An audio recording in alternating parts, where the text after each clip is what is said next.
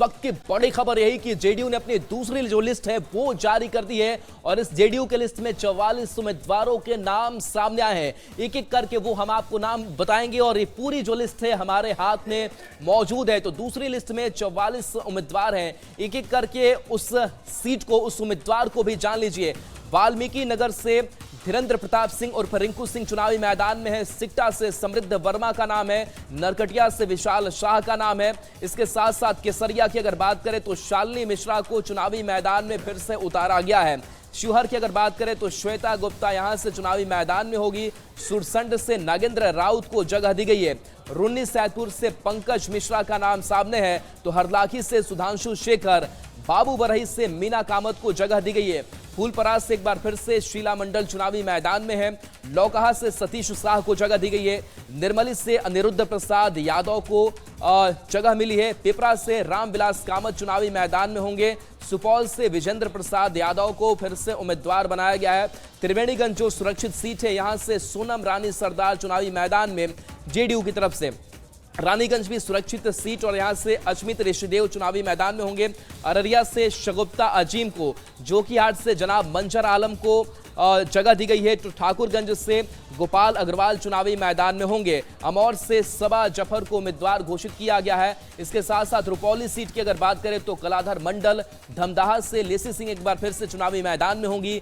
कदवा से दुलाल चंद गोस्वामी को उम्मीदवार बनाया गया है। मनिहारी से शंभू सुमन, बरारी से विजय सिंह निषाद, गोपालपुर से बूलो मंडल, सुल्तानगंज से ललित नारायण मंडल चुनावी मैदान में जेडीयू से होंगे।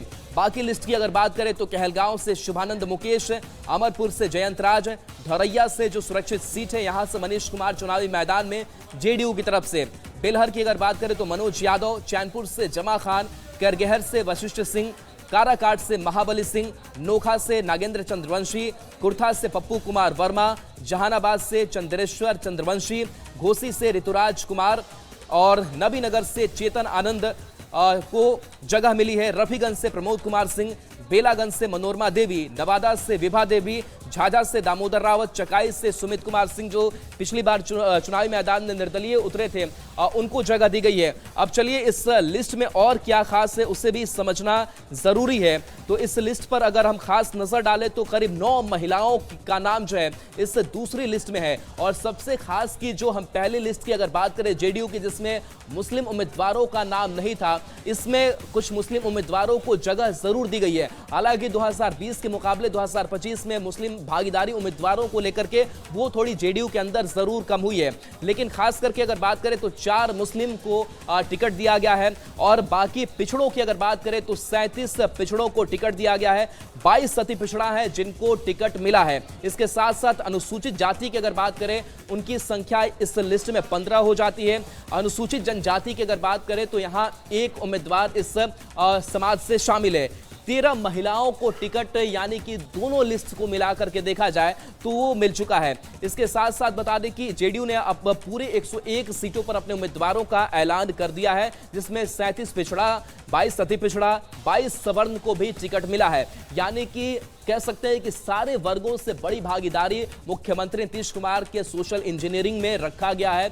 अनुसूचित जाति को बात करें तो 15 लोगों को टिकट मिला है और कुल 13 महिलाओं को टिकट जो है वो अब तक मिल चुका है। इसके साथ साथ अगर हम बात करें, कई इसमें ऐसे चेहरे हैं जो पिछली बार के उपचुनाव हो या फिर विधानसभा के चुनाव उसमें वो हार गए थे, लेकिन इसके बावजूद उन चेहरों पर जेडीयू ने फिर से भरोसा जताया है और उनको टिकट मिला है। कुछ जो नए चेहरे हैं उनको भी इस बार जगह दी गई है और कुछ युवाओं को भी इस लिस्ट में जगह दी गई है। और खास करके अगर हम बात करें, कई जो एलजेपी आरबी के खाते में जो सीटें सबसे पहले दौर में बताई जा रही थी उन सीटों को अपने पाले में जेडीयू ने रखा है। और इसके साथ साथ चाहे हम सामाजिक समीकरण की भी हमने बात की कि खास करके लौकुश समाज को साधने की जो पूरी कोशिश है इस लिस्ट में वो भी की गई, यानी कि अधिकांश संख्या इनकी दिखाई दे रही है, इनकी भागीदारी दिखाई दे रही है। इसके साथ साथ सवर्णों को भी इस बार बड़ी जगह इस लिस्ट में दी गई है और खास करके भूमिहारों की अगर बात करें तो उनको भी इसमें जगह दी गई है। एक बार फिर से वो लिस्ट बता रहे हैं और देखिए, हम जिन 4 मुस्लिम उम्मीदवारों की बात कर रहे थे जिनको जगह मिली है उसमें एक एक लिस्ट की अगर बात करें तो मंजर आलम, जनाब मंजर आलम, जिनको जोकीहाट से